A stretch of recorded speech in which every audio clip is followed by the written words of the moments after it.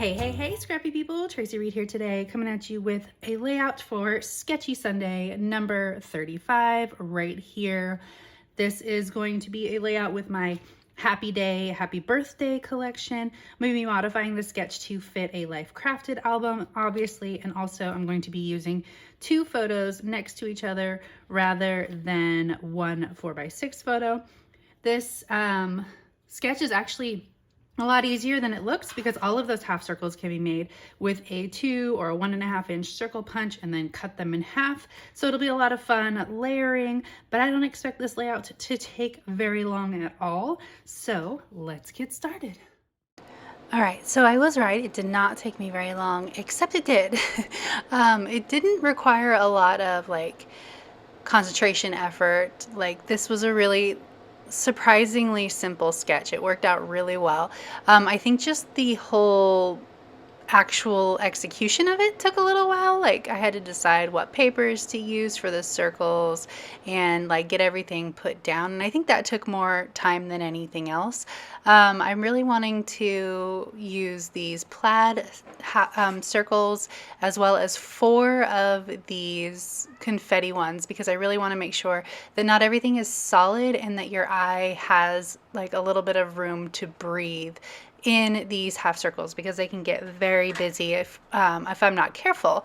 So I'm making sure that I'm spacing everything out. I'm only going to use 2 of the plaid ones because that's a very intense pattern for this small of a canvas, but I'm making sure that I'm spacing out the colors so that hopefully, I don't have 2 of the same color on the same side. I see that I have 2 reds here, but I do end up fixing that.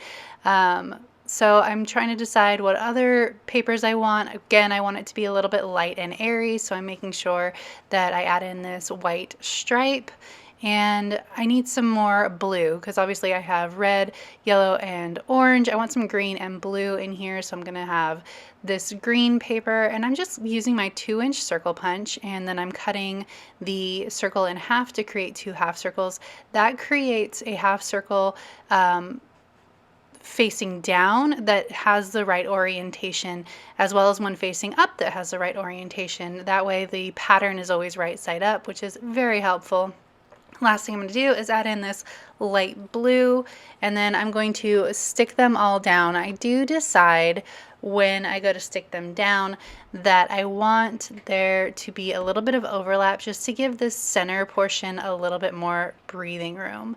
I'm going to use the Celebrate 4x6 card as my main title block for this page.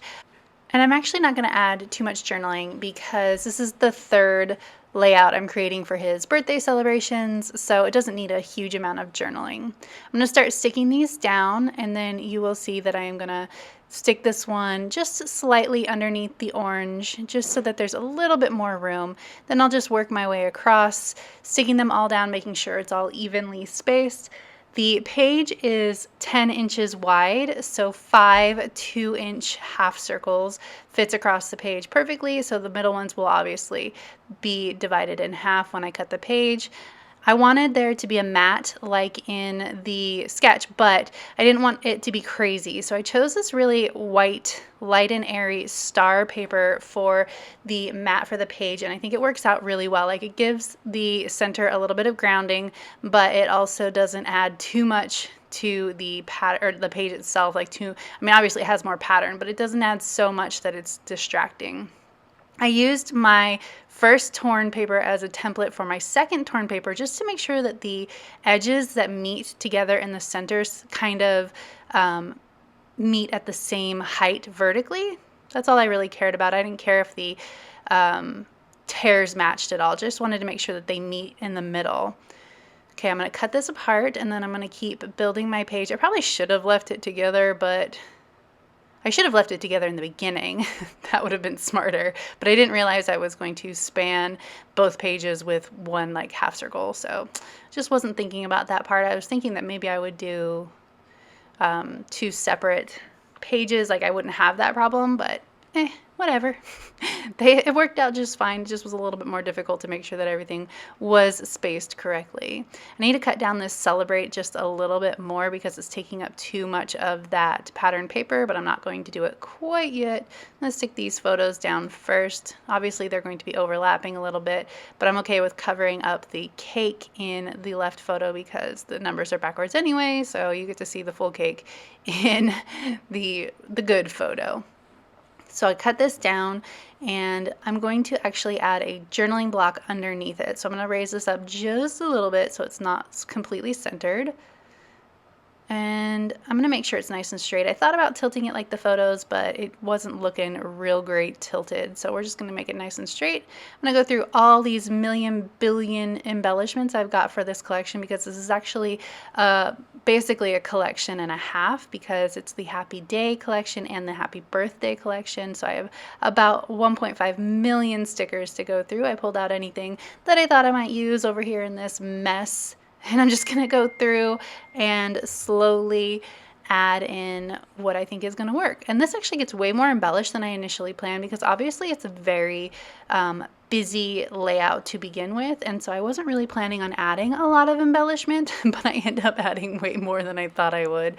And I use these white glitter cutouts that are actually from the stamp set in the collection, and I use them as silhouette cut files and cut them out on white glitter paper, and I use them as sort of a buffer between the background, colorful half circles and the embellishments. It kind of just creates a little bit of separation between the very colorful embellishments and the very colorful background. And I don't know, it works for my eyes. It also repeats that sort of circular shape too, and it repeats the shape of the label, the journal label that I decided to use. Okay, so I'm only putting down 4 at first, but I'm gonna end up putting down 5 at the, or not 5. I'm only putting down 3 at first, but I'm gonna end up putting down 4.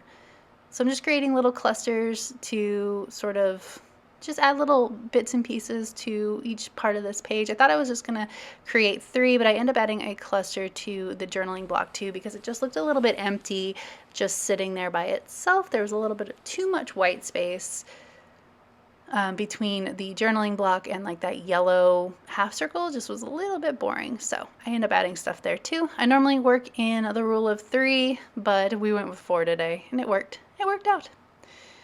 Okay, so I'm just trying to decide what else I want to finish off this last cluster. I kept trying to move those balloons, but they really didn't work anywhere else but where they were. So we're just going to go with it. What are we gonna pick? I don't want, there's double A triangles. I don't want any candles because there's candles in the papers. So I think we're just gonna go with another present and a party hat. Okay, so I'm just going to stick all these down exactly where they were. Then I am going to add in one more of those glitter circle-y things. I realized when I go to cut this page that let's is going to get cut by the circle punch, the hole. So I'm going to move that over too. I'm going to add in some trusty Cocoa Daisy enamel dots just for a little bit extra bling. Trying to find ones that match perfectly, and I end up putting them in the centers of each of those half circles, each of those spiky circles, and that was really cute and really just helped to finish off this layout for me. And then I'm going to add a couple more in clusters around each cluster so that, we just got a little bit of dots, a little bit of bling. And that is going to be it for this video. If you enjoyed it, I'd love it if you give it a thumbs up.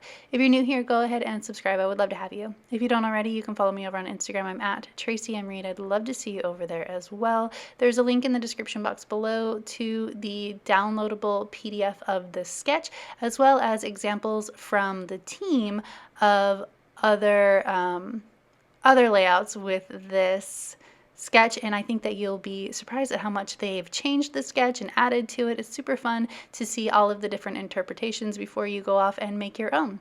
All right, I will see you next time. Thank you.